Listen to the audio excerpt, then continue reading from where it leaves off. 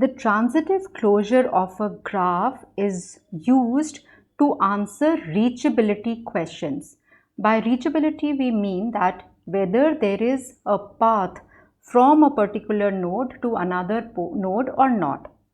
So if we want to answer that question, if we want to know that whether there is a path from a particular node A to another node in one or more hops, then if such a path exists, we say that this node E is reachable from node A.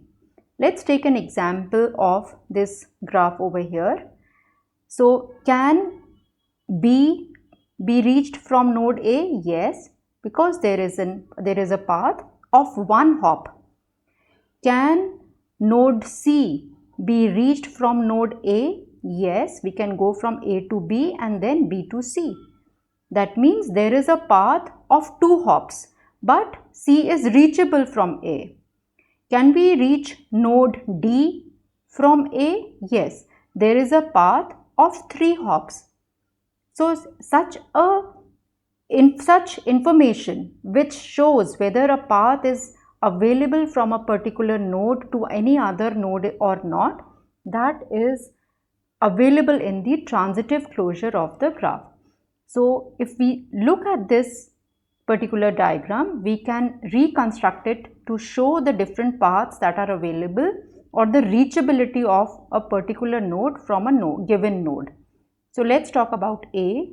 A to B, it is reachable. C is also reachable from A because we have seen it that it is reachable in two hops. We know that we can reach node D in three hops, and we can also see that we can reach node E in four hops. So B, C, D and E all are reachable from node A. What about node B?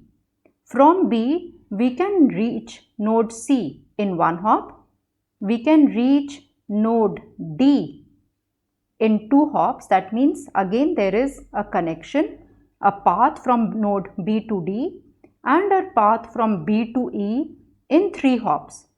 But there is no path from B to node A. Similarly, node C can go to node D in one hop.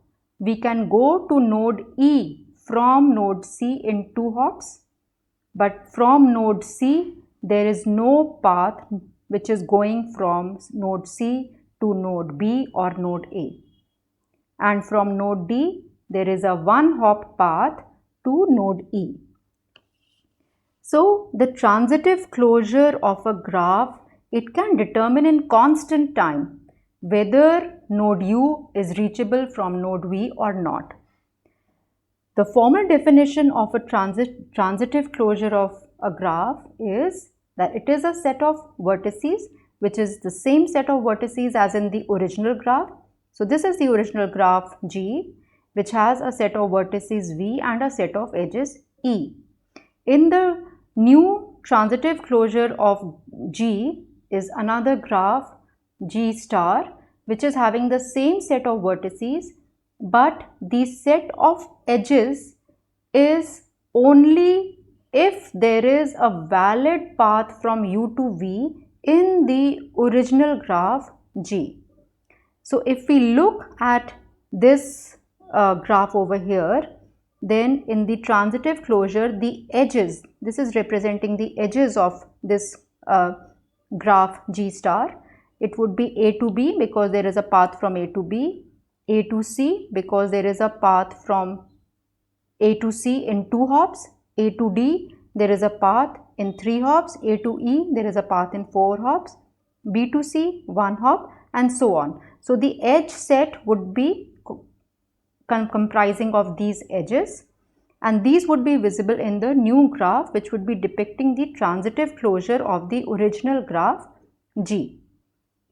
Now this transitive closure can be stored as a matrix T, and the entries in this matrix would be 1 only if node J can be reached from node I in one or more hops. So let's take an example of this graph that is shown over here. So this graph over here, so just for clarity's sake, we can mark it as this.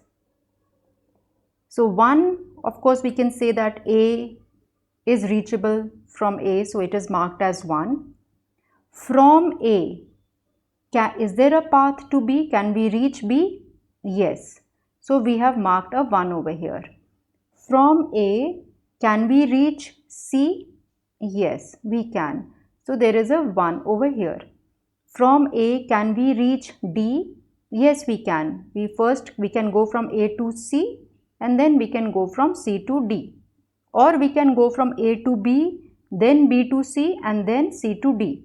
So there is a 1 over here. Let's come to node B. From node B, can we go to node A? Is node A reachable? Yes. We can go to C first and then from C to A. So there is a 1. From B to B, yes, we can go there. From B to C, yes, there is a direct edge. From B to D, yes, we can go from B to C and then C to D. So same logic you can use for node C also, and node C and node D also. For D, you can see that there are only incoming edges. There is no outgoing edge. So it cannot go to node A. So there is a 0 over there, a 0 for this column also, because it cannot go to node B also, cannot go to node C, and only from D to D it can go to the same vertex. So there is a 1 over here. For this particular graph, if you see, again A to A is 1, A to B there is no path, so there is a 0. B to C, sorry, A to C, again there is no path, so a 0. A to D, yes, there is a path, so it is a 1. So we can see that now if we simply want to know whether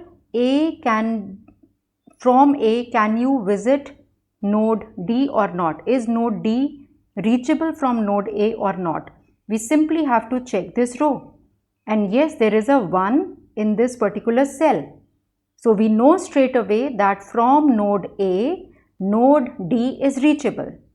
Now if we want to check whether node B is reachable from node C, so we check the row for node C and we check that particular cell. Yes, node B is reachable from node C because there is a 1 existing over there. So in constant time, just by checking that particular cell, we can find out whether a particular node is reachable from another node or not.